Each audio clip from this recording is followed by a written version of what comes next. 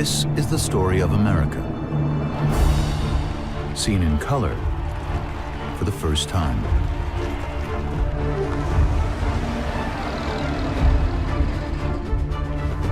The 1930s are the years of the Great Depression. In the aftermath of the stock market crash, violence and anarchy threatened to tear the country apart. One president flounders. Be patient, be helpful. Another offers a new deal. This nation is asking for action, and action now. Bold projects inspire Americans. Hoover's G-men go after the gangsters. We should all be concerned with but one goal: the eradication of crime. It's a decade of grand visions and lofty achievements. But powerful forces threaten to leave the American dream in the dust. This is the story of a nation's fight for survival, as you've never seen it before.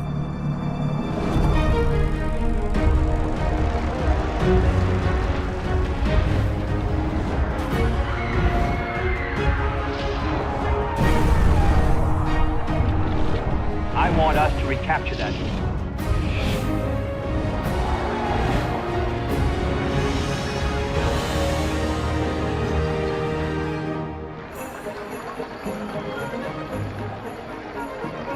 Macy's Thanksgiving Day Parade, 1929. Americans put on a happy face.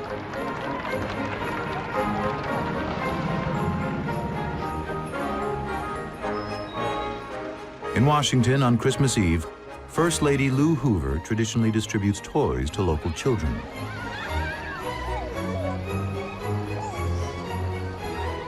But this year, the bags contain food, not toys.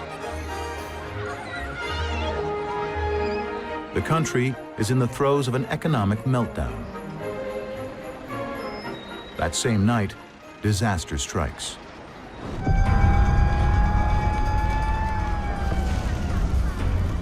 Faulty wiring sparks a blaze in the White House, leaving President Herbert Hoover scrambling to save what he can. As Christmas Day dawns, the damage is clear. The West Wing, including the Oval Office, is a burnt-out shell. The charred, smoldering ruins of the White House seem to reflect the national mood.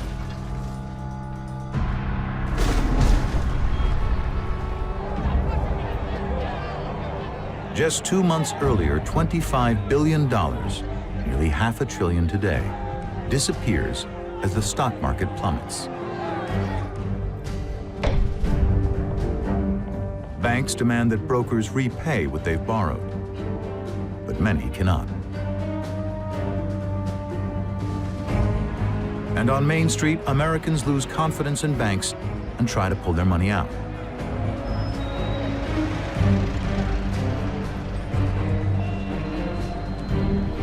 Thousands make runs on the banks, and as the new decade starts, more than 650 fail. Almost $80 million of personal savings are lost. Forever.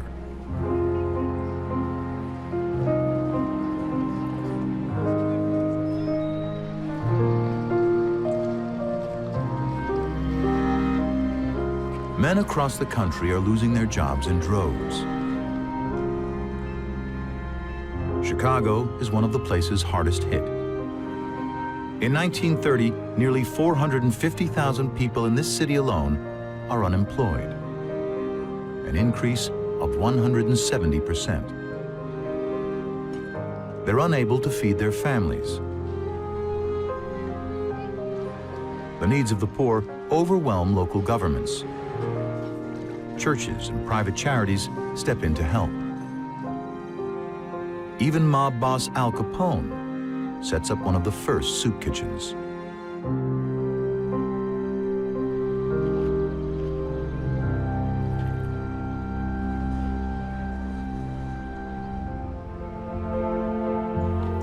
Across the country, 4.3 million people are out of work. Many of the homeless and destitute tough it out in shanty towns.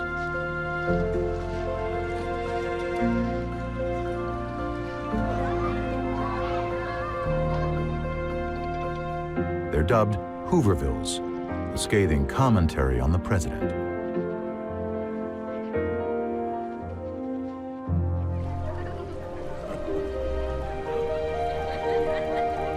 This rare home movie of Hoover teaching his grandchildren to fish was shot by his wife Lou in 1930. Hoover is a self-made man. He believes America can end the Depression through the efforts of individuals and private enterprise, and not with government handouts. And therefore I would say to the American public, be patient, be helpful, recognize the complexity and the difficulty of the problem before these servants of your combined public interest. Hoover appeals to one of the richest men in America, Henry Ford.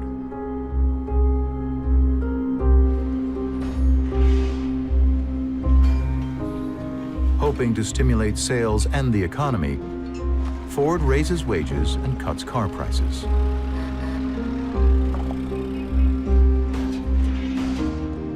But by 1932, sales are at rock bottom, and Ford has lost $75 million. He lays off 2/3 of his workforce. In response, the laid-off workers demand that Ford rehire them. On March 7th, 5,000 gather in Detroit and make their way to the Ford plant in Dearborn. The only surviving footage of that fateful day was filmed by the Detroit Unemployed Council. At the city limits, violence erupts.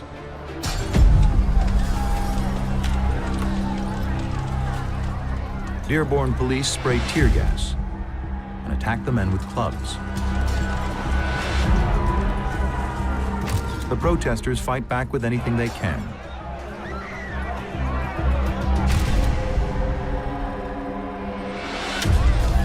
Then Ford's private security gets the nod and opens fire.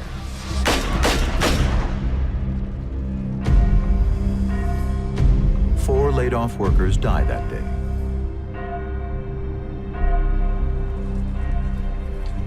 $80,000 mourners join the funeral procession. The relationship between labor and management will remain contentious.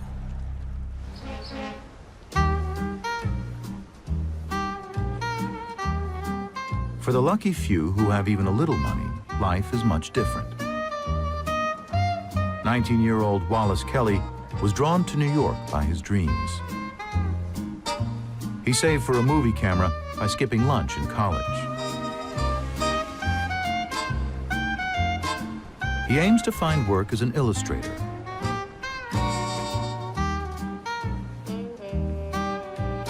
While job hunting, he captures city life during the Depression. He tells his family that he sees more suicides than paychecks. But he has enough spare cash to visit New York's playground, Coney Island.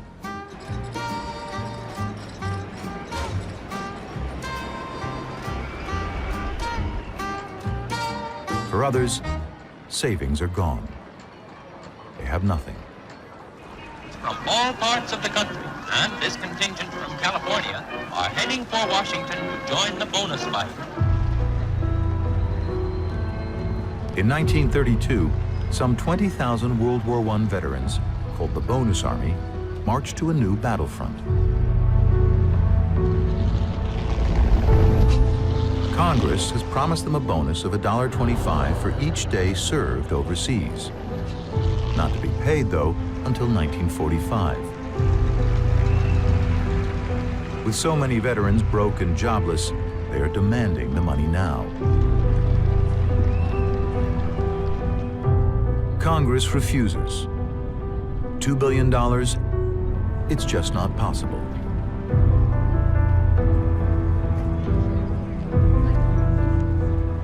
But the veterans refuse to leave.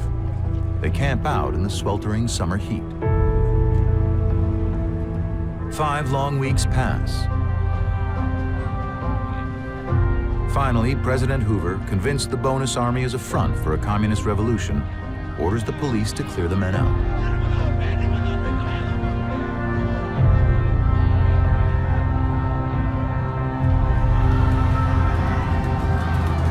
But the veterans aren't going without a fight.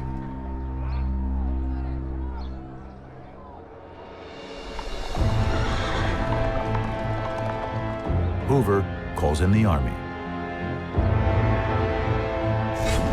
His chief of staff, General Douglas MacArthur, orders the 12th Infantry and 3rd Cavalry Regiments to assemble. For the first time in American history, tanks roll down Pennsylvania Avenue, mobilized against American citizens.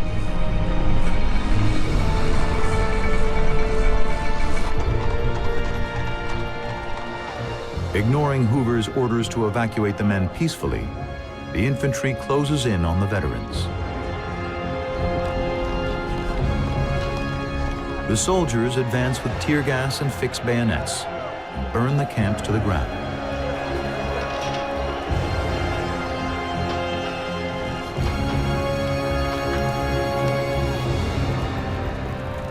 When it's all over, 54 veterans are injured and 135 arrested. The bonus army disbands. By 1932, Americans are increasingly desperate, and it's an election year. The Democrats choose as their candidate New York Governor Franklin Delano Roosevelt. I emphasize to you that the deep question in this campaign is one of confidence in leadership. Confidence in leaders. FDR offers a plan. The government will provide work for Americans. He calls it the New Deal.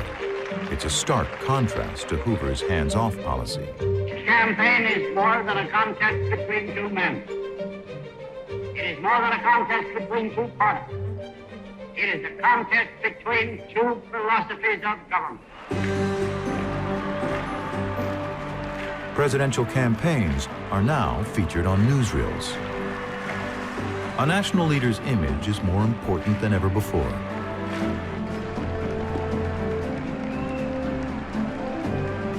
Roosevelt appears to be an energetic candidate, but actually, he has something to hide.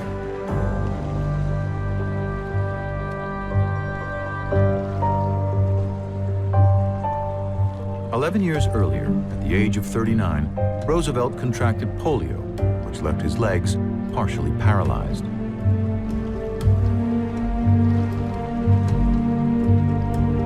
He fears people won't vote for him if they know the truth about his condition.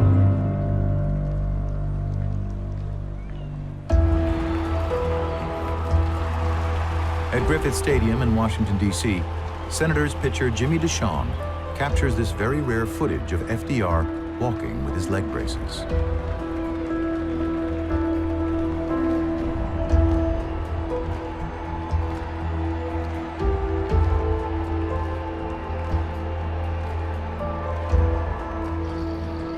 Ultimately, FDR comes to an agreement with the press. No photos of him walking or getting in and out of cars. This footage shows the security detail signaling for the cameras to cut as FDR prepares to leave his car. On November 8th, 1932, Roosevelt triumphs. It looks, my friends, like a real landslide this time. He wins with nearly 90% of the electoral vote, the highest margin to date for a Democratic candidate. But before he can even start, he's almost stopped dead in his tracks.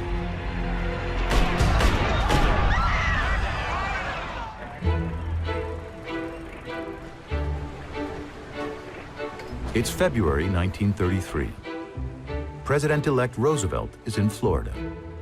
This is another partial reunion of the Roosevelt family. The 4-week men go off on a cruise up the coast starting tomorrow. He's on a brief vacation before his March inauguration.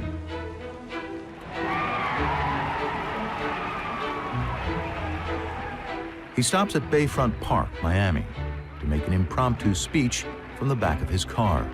Mr. Mayor, my friends of Miami, I haven't been here for 7 years, but on my coming back, I have firmly resolved not to make it the last time. Suddenly, a man steps forward, pointing a gun. The startled onlookers suddenly realized what has happened. Pandemonium reigned.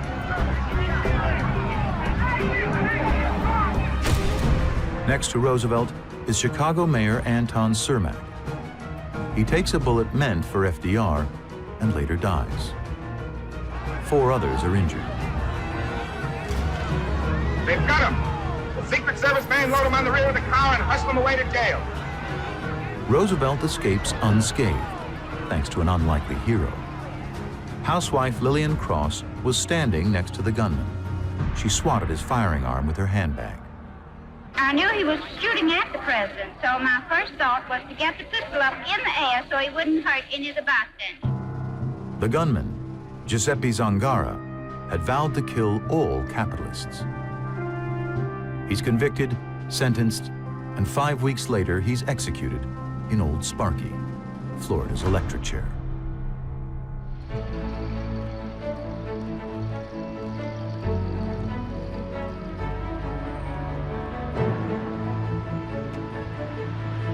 March 4th, 1933.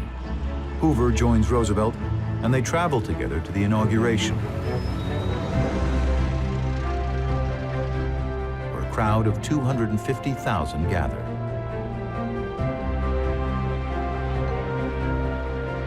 Radio announcer Norman Sweetser has a ringside seat. With his home movie camera, he captures one of the most iconic speeches in American history. Let me assert my firm belief that the only thing we have to fear is fear itself. This nation is asking for action, and action now. The president's first action is to shore up the banks. Some 9,000 have already failed. The rest are under strain. FDR orders every bank in the nation to close for 4 days. 4,000 insolvent ones never reopen.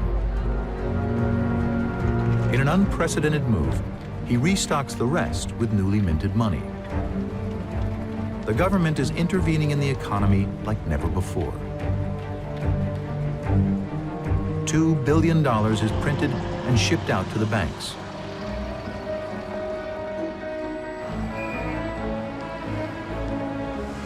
With confidence restored, the banks reopen and people redeposit their savings. The bank runs are over. But solving the banking crisis is only a first step in reviving the economy. 12 million Americans are still out of a job. Illustrator Wallace Kelly has been badly hurt by the Depression. He loses job after job as companies go bust. Finally, he leaves New York City and goes back home to Lebanon, Kentucky. Wallace puts his dreams on hold to help his brother Oliver run the family-owned newspaper, the Lebanon Enterprise.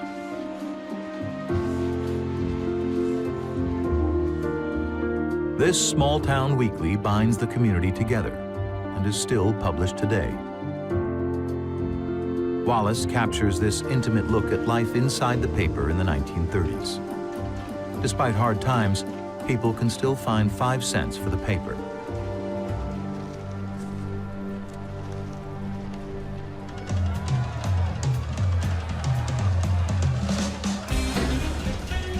And And FDR wants to ensure they have something else to enjoy: liquor. In December 1933, he announces the repeal of the 18th Amendment, prohibition. This is the first legally imported shipment of alcohol in over 10 years, arriving at the New York docks. And if ever the country needed a drink, it is now.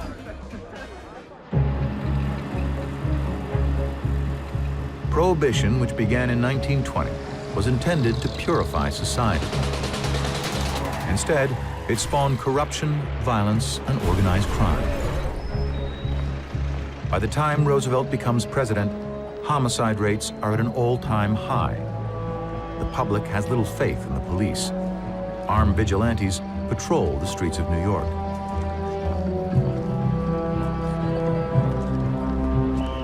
FDR needs a solution. And he looks to a small outpost of the Department of Justice, the FBI, and its director, J. Edgar Hoover. With limited powers, the Bureau's agents had long labored in obscurity. Hoover transforms them into the nation's top crime fighters, who bring in the gangsters, dead or alive. We should all be concerned with but one goal: the eradication of crime. The Federal Bureau of Investigation is as close to you as your nearest telephone. It seeks to be your protector in all matters within its jurisdiction. Hoover and his government men, the G-men, take on the bank robbers and killers whom he dubs public enemies. And public enemy number one is John Dillinger. He has a $10,000 bounty on his head for robbing 24 banks and 4 police stations. He is filmed here in February 1934 after his arrest for the murder of police officer William O'Malley. 1 month later in Crown Point, Indiana, Dillinger breaks out of jail. Finally, on July 22, 1934, the FBI acts on a tip. After watching a movie at Chicago's Biograph Theater, Dillinger emerges, and the G-men shoot him dead.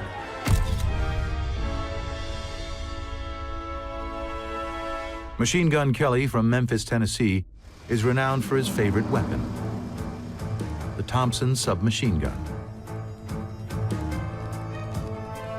But by using the cutting-edge science of fingerprint analysis, the FBI nails it. Kelly's trial marks the first time cameras are permitted in the courtroom. Sentenced to life behind bars, he becomes an inmate in a new prison.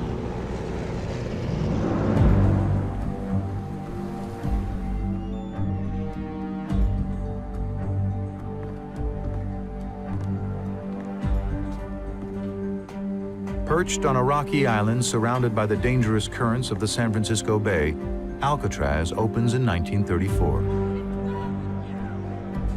It claims to be escape-proof and houses the very worst of America's criminals.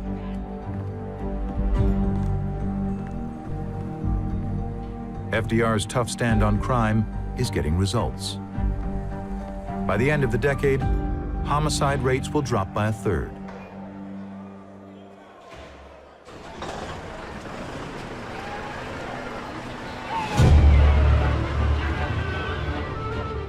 Roosevelt tries everything he can to make good on his campaign promise of work for those who need it.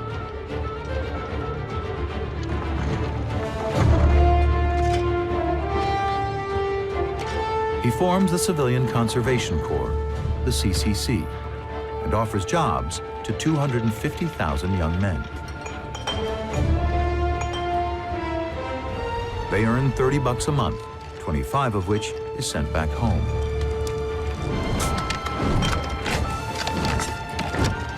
They reshape the American landscape with new roads, 800 parks, and 3 billion trees.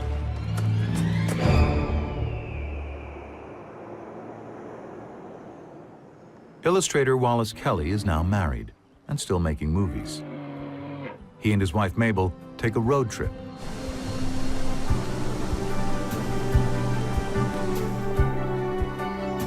They pass through America's first national park, Yellowstone.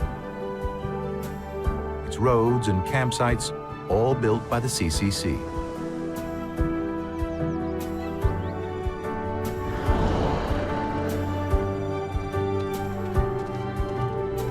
In South Dakota, the Kellys visit the unfinished Mount Rushmore, 12 years into its construction.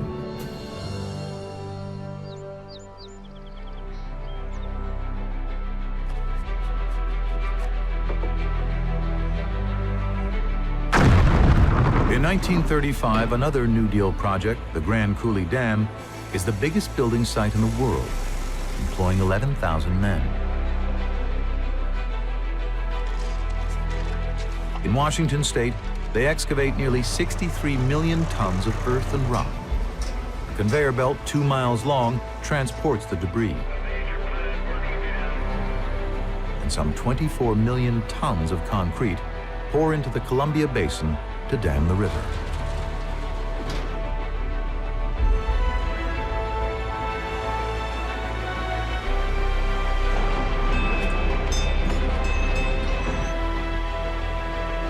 Grand Coulee is Roosevelt's pet project. He tours the site in an open-top yellow Lincoln.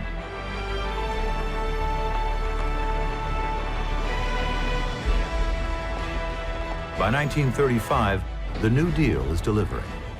America is getting back to work. Unemployment has dropped by nearly 20%.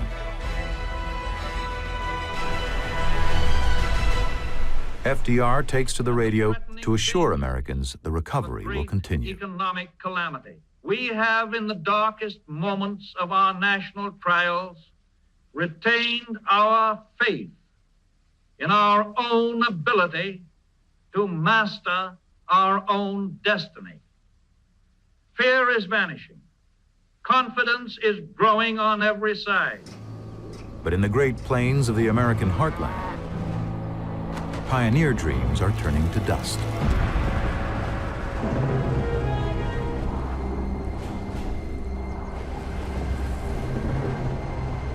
The sky over Oklahoma is a dark swirl of grit. A curtain of black tears through the Great Plains. Events filmed in black and white are now seen for the first time in color.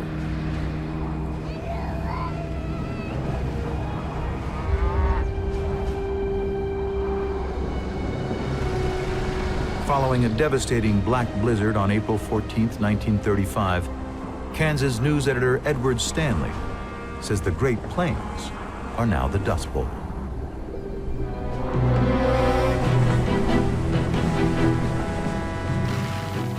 A perfect storm of falling grain prices, overplanting, and drought have turned the fields of mid-America into dead land.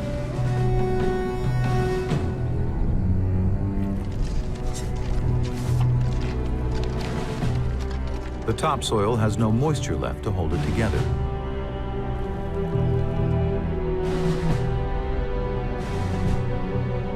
By 1935, 50 million acres of farmland are barren. Tumbleweed rolls into fences and the dust piles on, creating huge drifts that look more like the Sahara than Oklahoma.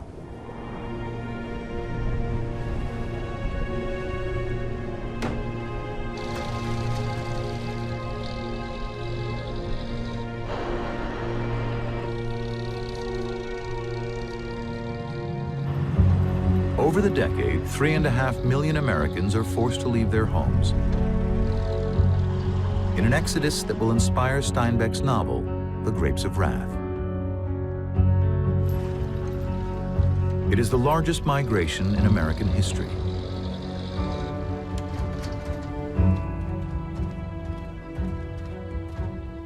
Almost 250,000 head off to California, America's new land of opportunity.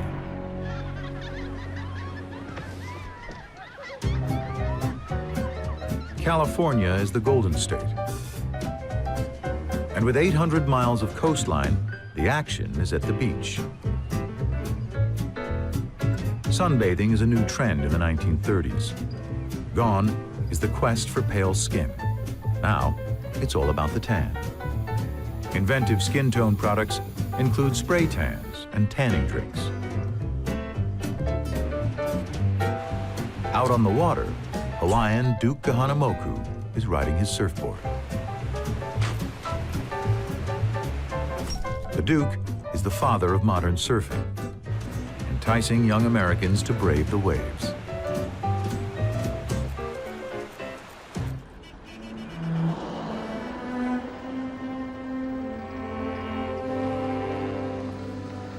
West Oakland, California is a predominantly African-American neighborhood.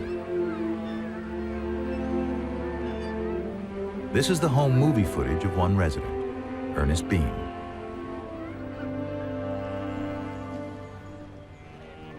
The Beans are unusual for the time, a family moving up to the middle class. Ernest is fortunate. He has a steady job.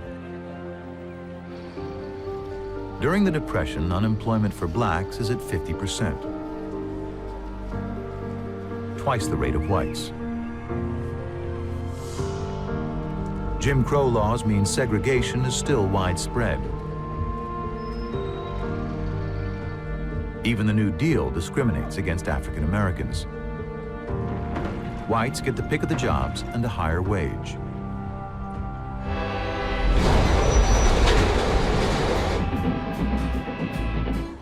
One place black men are welcome to work is on the Pullman sleeper trains.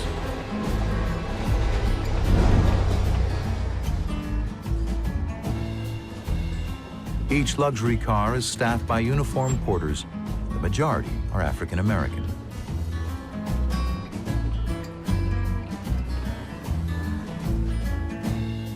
Ernest Bean is one of these porters. His job provides a stable income through the Depression, but it comes at a price. Black journalist Thomas Fleming observed, "A porter had the best job in his community and the worst on the train." Ernest and his colleagues formed the first African-American labor union, the Brotherhood of Sleeping Car Porters. The American Federation of Labor recognizes it in 1935. The Brotherhood gains better pay and working conditions for 12,000 porters across the country. In the coming decades, the union will play a pivotal role in the civil rights movement.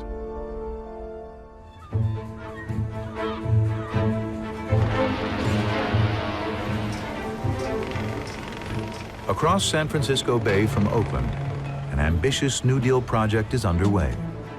The Golden Gate Bridge is soon to be one of the wonders of the modern world.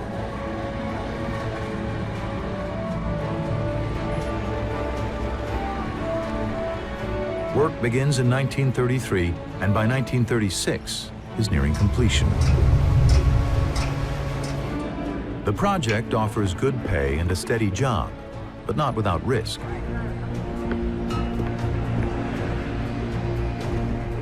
As a rule of thumb, construction companies expect one death for every $1 million spent. The bridge costs $35 million. During construction, 30 workers fall.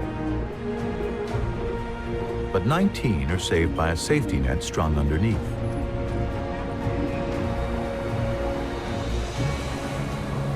Architect Irving Morrow chooses the bridge's rich color, international orange, which he feels blends perfectly with the landscape.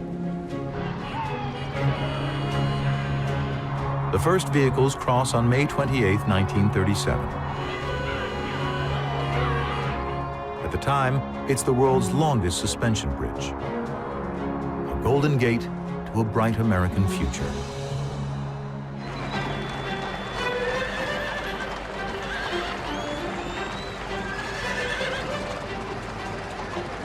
A new feeling of optimism is beginning to gain momentum. In November of 1936, FDR is elected to a second term. The New Deal has produced results. People of the United States have made it clear that they expect us to continue our active efforts in behalf of their peaceful advancement. But Roosevelt is about to threaten his own success.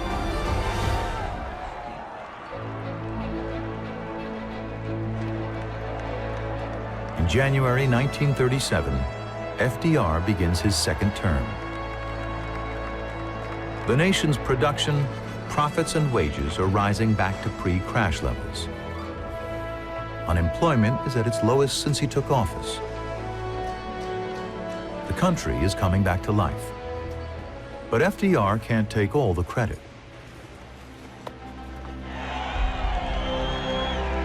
They say behind every great man is an even greater woman. Roosevelt is no different. In 1905, he married Eleanor Roosevelt, a distant cousin. Now, 32 years later, they have 5 children and 7 grandchildren. Eleanor is vital to FDR's vision for America. She is his eyes, ears, and legs on the ground, transforming the role of First Lady from hostess to stateswoman.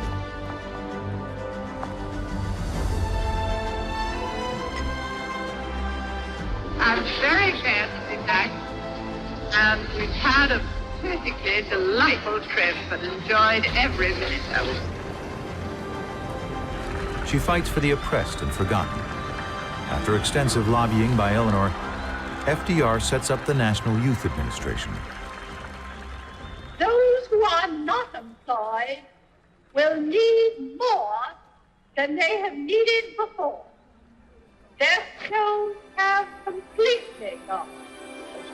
The new agency helps American boys and girls stay in school and get vocational training. And thanks to Eleanor, it includes African Americans who have been failed by the New Deal. Her activism doesn't stop there. An ardent supporter of women's rights, she champions pilot Amelia Earhart, who in 1932 became the first female pilot to fly solo across the Atlantic. It's much easier to fly the Atlantic Ocean now than it was a few years ago. I expect to be able to do it in my lifetime again. Now, in 1937, she's planning to circumnavigate the globe in her Lockheed Model 10 Electra. Al Bresnik is there to capture the moment in a photo shoot at Burbank Airport in California. Bresnik has been Earhart's photographer for 5 years. His brother John filmed this recently discovered home movie footage.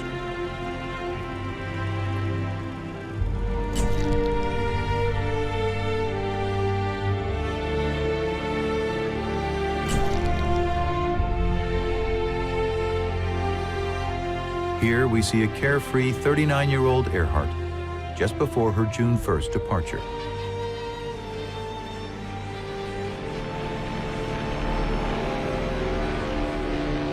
But on July 2nd, it's headline news around the world. Amelia Earhart's plane has disappeared. The plane is never found. Its fate a mystery, debated to this day. But America's love affair with planes and record-breaking doesn't stop. A year after Earhart disappears, millionaire playboy Howard Hughes is about to attempt the feat that killed her: a round-the-world flight. His silver twin-engine plane cost him $200,000 to build. On board at Floyd Bennett Field in New York, a trusty crew of 4. I've been in a rush to get away from here, and I hope you'll forgive me. Oh, you bet.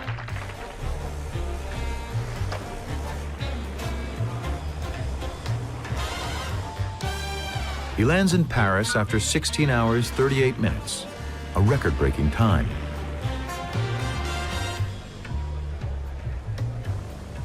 But he hasn't finished. Moscow, Siberia, all the way around the globe to land back in New York in just 3 days, 19 hours, 8 minutes, and 10 seconds, slashing the previous record in half.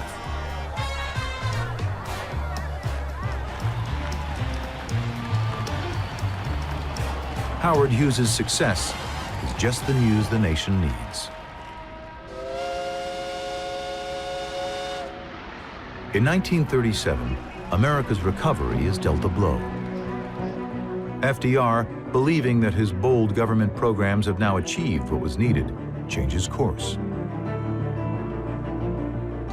He cuts back federal spending. The economy soon falters, and the country begins to struggle. The year becomes known as Roosevelt's recession. Fellow workers, we want peace and prosperity in this country here. That's what we're fighting for, and that's what we're going to have. 4 million people lose their jobs. Strikes break out all over the country.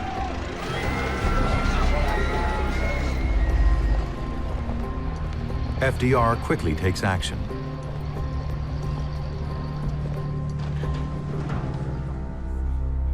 He boosts government spending and delivers a landmark labor law.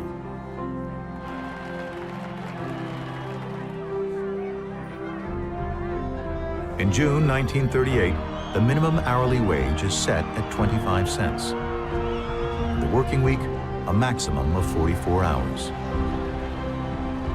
And soon, both employment and production have recovered. After almost a decade of life on the brink, people start to breathe easier. But the nation's fear of another calamity is never far away.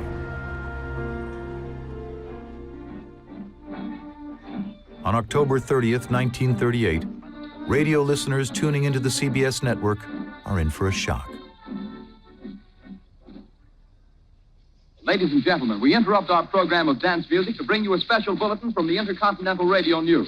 It is reported that at 8:50 p.m., a huge flaming object, believed to be a meteorite, fell on a farm in the neighborhood of Grover's Mill, New Jersey, 22 miles from Trenton. Listening intently, the audience is transfixed by a terrifying report from the scene. What I can see of the object itself doesn't look very much like a meteor. Top is beginning to rotate like a screw, and the thing must be hollow. It sounds like America is under attack. We are bringing you an eyewitness account of what's happening on the Wilmoth Farm, Groversville, New Jersey. In October 1938, an estimated 6 million Americans are tuned into CBS Radio. Something's happening. The constant news flashes are alarming. Eyes are black and they gleam like a serpent. The mouth is kind of V-shaped with saliva dripping from its rimless lips that seem to quiver and pulsate. The audience is terrified. He's weighed down by the jet of flame springing from the mirror, and it leaps right at the advancing men. He strikes them head on. Lord, they're turning into flames. The whole field's caught up by the woods of fire. Listeners phone the police and radio stations. They bombard the CBS switchboard. They have no idea that this is actually a play directed by 23-year-old Orson Welles with his Mercury Theater. Definitely extraterrestrial. Not found on this earth. The play is The War of the Worlds, a sci-fi classic that sounds frighteningly real. The press picks up the story, and the following morning, Welles faces questions from reporters. Extremely surprised to learn that a story which has become familiar to children through the medium of comic strips and many succeeding novels and adventure stories should have had such an immediate and profound effect on radio listeners. Like I know they will. While Orson Welles terrifies listeners through the power of words, in Los Angeles, filmmakers are preparing to use images to create an enchanting new world.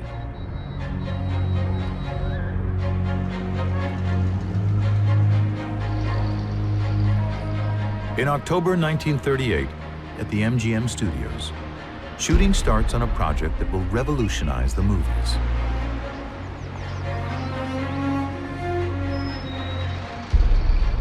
It's one of the first mainstream Hollywood movies shot in Technicolor. Its title, The Wizard of Oz.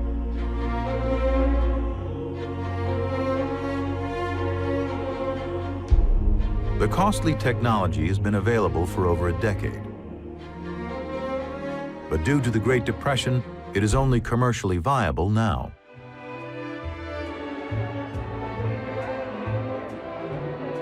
This rare behind-the-scenes home movie footage, shot by composer Harold Arlen, shows the stars on the set.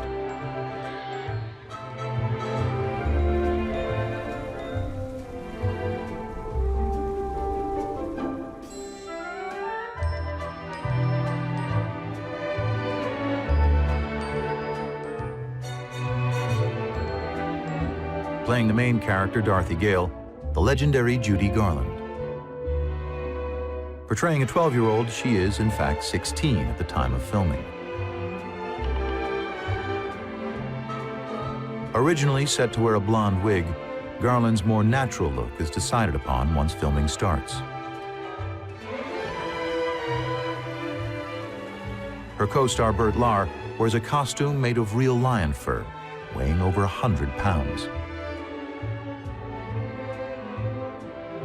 He later says, after The Wizard of Oz, "I was typecast as a lion, and there aren't all that many parts for lions." At the New York premiere on August 17, 1939, Judy Garland is accompanied by boyfriend Mickey Rooney.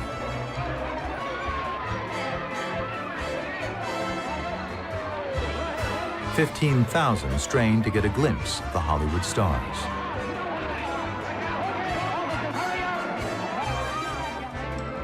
Audiences pack the theaters, but the high cost of Technicolor leaves MGM just breaking even. This story of a girl's triumph over adversity is reminiscent of America at the end of the decade.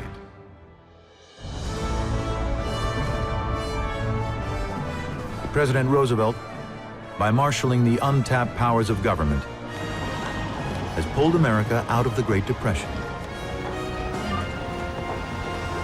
The country, pushed to its economic and physical limit, has suffered and survived.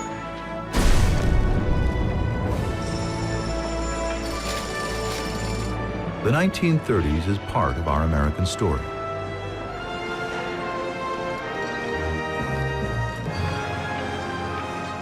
The economy, the land, and the people, overcoming adversity to make a better life.